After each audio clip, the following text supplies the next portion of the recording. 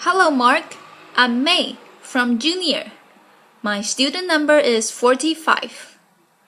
Today, I'm going to read an article called How to Revive a Neighborhood with Imagination, Beauty, and Art by Theaster Gates.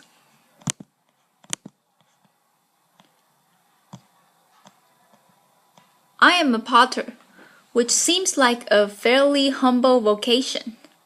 I know a lot about pots. I've spent about 15 years making them. One of the things that really excites me in my artistic practice and being trained as a potter is that you very quickly learn how to make great things out of nothing. That I spent a lot of time at my wheel with mounds of clay trying stuff. And that the limitation of my capacity, my ability, was based on my hands and my imagination. That if I wanted to make a really nice ball and I didn't know how to make a foot yet, I would have to learn how to make a foot. That process of learning has been very, very helpful to my life. I feel like as a potter, you also start to learn how to shape the world. There have been times in my artistic capacity that I wanted to reflect on other really important moments in the history of the US, the history of the world where tough things happen. But how do you talk about tough ideas without separating people from that content? Could I use art like these old, discontinued fire hoses from Alabama to talk about the complexities of a moment of civil rights in the 60s? Is it possible to talk about my father and I doing labor projects? My dad was a roofer, construction guy. He owned small business, and at 80, he was ready to retire and his tar kettle was my inheritance. Now, a tar kettle doesn't sound like much of an inheritance. It wasn't. It was stinky and it took up a lot of space in my studio. But I asked my dad if he would be willing to make some art with me, if we could reimagine this kind of nothing material as something very special. And by elevating the material and my dad's skill, could we start to think about tar just like clay in a new way, shaping it differently, helping us to imagine what was possible? After clay, I was then kind of turned on to lots of different kinds of materials. And my studio grew a lot because I thought, well, it's not really about the material, it's about our capacity to shape things. I became more and more interested in ideas and more things that were happening just outside my studio. Just to give you a little bit of context, I live in Chicago. I live on the south side now. I'm a West Sider. For those of you who are not Chicagoans, that won't mean anything. But if I didn't mention that I was a West Sider, there would be a lot of people in the city that would be very upset. The neighborhood that I live in is Grand Crossing. It's a neighborhood that has been better days. It is not a gated community by far. There is lots of abandonment in my neighborhood. And while I was kind of busy making pots and busy making art and having a good art career, there was all of this stuff that was happening just outside my studio. All of us know about failing housing markets and the challenges of blight. And I feel like we talk about it with some of our cities more than others, but I think a lot of our US cities and beyond have the challenge of blight. Abandoned buildings that people no longer know what to do anything with. And so I thought, is there a way that I could start to think about these buildings as an extension or an expansion of my artistic practice? And that if I was thinking along with other creatives, architect, engineers, real estate finance people, that us together might be able to kind of think in more complicated ways about the reshaping of cities. And so I bought a building. The building was really affordable. We tricked it out. We made it as beautiful as we could to try to just get some activity happening on my block. Once I bought the building for about $18,000. I didn't have any money left. So I started sweeping the building as a kind of performance. This is performance art, and people would come over and I would start sweeping. Because the broom was free and sweeping was free. It worked out. Laughter. But we would use the building then to stage exhibitions, small dinners, and we found that building on my blog, Dorchester. We now refer to the block as Dorchester Project. That in a way that building became a kind of gathering site for lots of different kinds of activity. We turned the building into what we call now the Archive House. The Archive House would do all of these amazing things. Very significant people in the city and beyond would find themselves in the middle of the hood. And that's when I felt like maybe there was a relationship between my history with clay and this new thing that was starting to develop. That we were slowly starting to reshape how people imagine the south side of the city. One house turned into a few houses, and we always try to suggest that not only is creating a beautiful vessel important, but the contents of what happens in those buildings is also very important. So we were not only thinking about development, but we were thinking about the program, thinking about the kind of connections that could happen between one house and another, between one neighbor and another. This building became what we call the Listening House, and it is a collection of discarded books from the Johnson Publishing Corporation and other books from an old bookstore that was going out of business. I was actually just wanting to activate these buildings as much as I could with whatever and whoever would join me. In Chicago, there's amazing building stock. This building, which had been the former crack house on the block, and when the building became abandoned, it became a great opportunity to really imagine what else could happen there. So this space we converted into what we call Black Cinema House. Black Cinema House was an opportunity in the hood to screen films that were important and relevant to the folk who live around me. That if we wanted to show an old Melvin Van Peebles films, we could. If we wanted to show Car Wash, we could. That would be awesome. The building we soon outgrew, and we had to move to a large space. Black Cinema House, which was made from just a small piece of clay, had to grow into a much larger piece of clay, which is now my studio.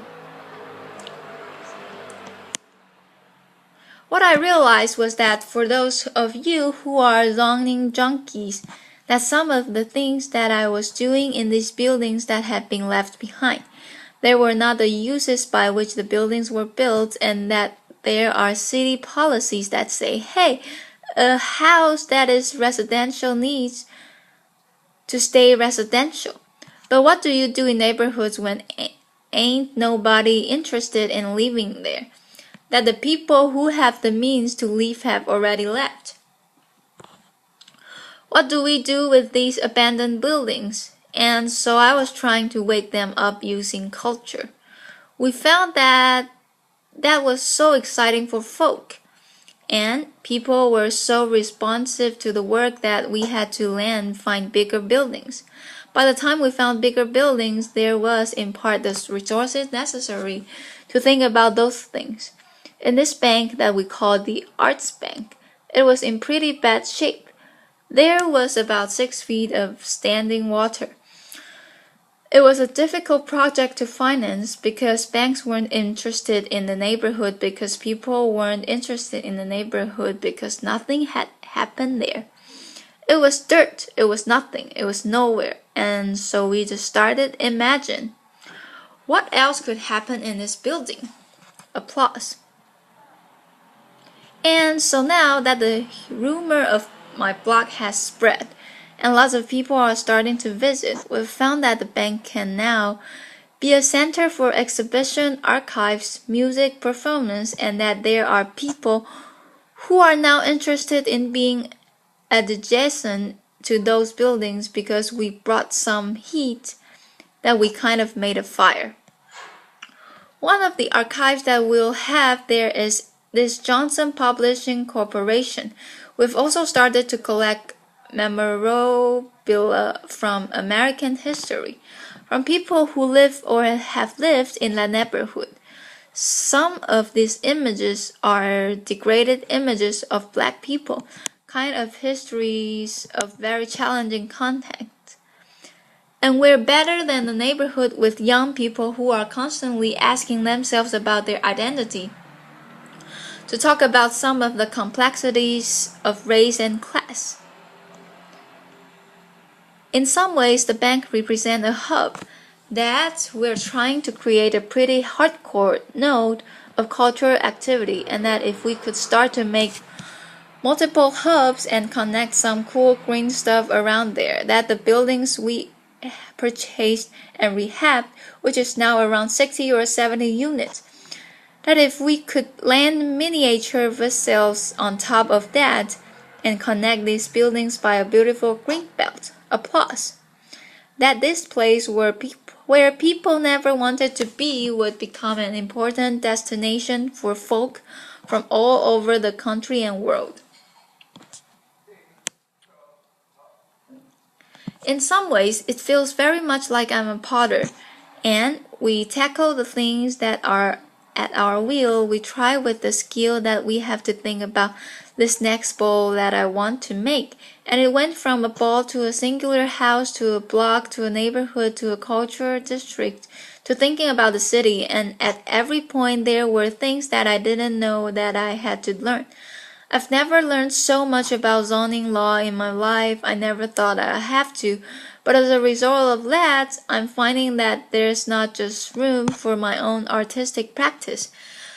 There's room for a lot of other artistic practices. So people started asking us, well, Theaster, how are you going to go to scale? And what's your sustainability plan? Laughter, applause. And what I found was that I couldn't export myself, that what seems necessary in cities like Akron, Ohio, and Detroit, Michigan, and Gary, Indiana, is that there are people in those places who already believe in those places, that are already dying to make those places beautiful, and that often those people who are passionate about the place are disconnected from the resources necessary to make cool things happen, or disconnected from a contingency of people that could help make things happen. So now we're starting to give advice around the country on how to start with what you got, how to start with the things that are in front of you, how to make something out of nothing, how to reshape your world at a wheel or at your block or at the scale of the city. Thank you so much. Applause. June Cohen. Thank you. So I think many people watching this will be asking themselves the question you just raised at the end. How can they do this in their own city? You can't export yourself. Give us a new pages out of your playbook about what someone who is inspired about their city can do to take on projects like yours. Theaster Gate. One of the things I've found that's really important is giving thought to not just the kind of individual project, like an old house, but what's the relationship between an old house, a local school, a small bodega? And is there some kind of synergy between those things? Can you get those folk talking? I found that in cases where neighborhoods have failed, they still often have a pulse. How do you identify the pulse in that place, the passionate people, and then how do you get folk who have been fighting, slogging for 20 years, re-energized about the place that they live? And so someone has to do that work. If I were a traditional developer, I would be talking about buildings alone and then putting a for lease sign in a window. I think that you actually have to create more than that. that there's a way in which you have to be mindful about. What are the business that I want to grow here? And then, are there people who live in this place who want to grow those business with me? Because I think it's not just a cultural space or housing. There has to be the reaction of the economic course. So thinking about those things together feels alright. JC. It's hard to get people to create the spark again when people have been slogging for 20 years. Are there any methods you have found that have helped break through?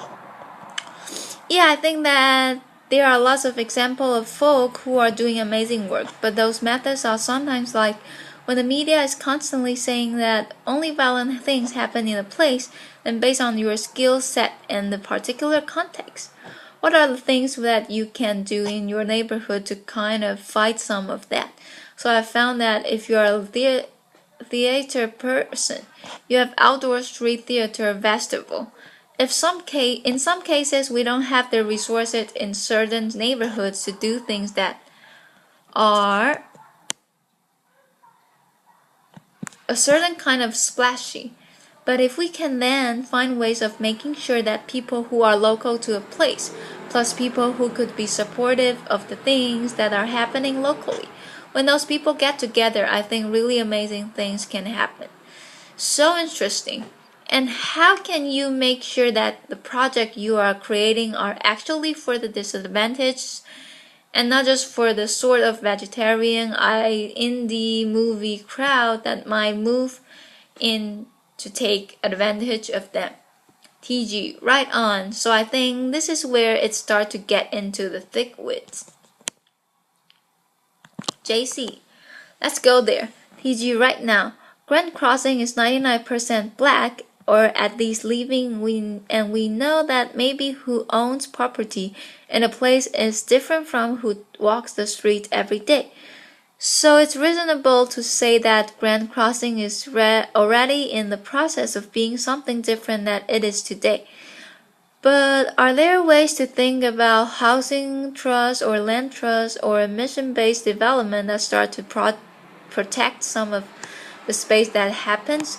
Because when you have 7,500 empty lots in the city, you want something to happen there. But you need entities that are not just interested in the development piece, but entities that are interested in the stabilization piece. And I feel like often developer piece is really motivated, but the other work of a kind of neighborhood consciousness, that part doesn't leave anymore. So how do you start to grow up important watchdogs that ensure that the resources that are made available to new folk that are coming in are also distributed to folk we have lived in the place for a long time? JC, that makes so much sense. One more question. You make such a compelling case for beauty and the importance of beauty and the arts. There would be others who would argue that funds would be better spent on basic services for the disadvantaged. How do you combat that viewpoint or come against it? TG, I believe that beauty is a basic service, a plus. Often I have found is that when there are resources that have not been made available to certain under-resourced cities or neighborhoods or communities, that sometimes culture is the thing that helps to ignite, and that I can't do everything, but I think that there's a way in which if you can start with culture and get people kind of reinvested in their place, other kinds of adjacent amenities start to grow. And then people can make a demand that's a poetic demand. And the politic demands that are necessary to wake up our cities, they also become very poetic. JC, it makes perfect sense to me. Theaster, thank you so much for being here with us today. Thank you. Theaster Gates. Applause. Thank you, Mark. This is the end of my recording.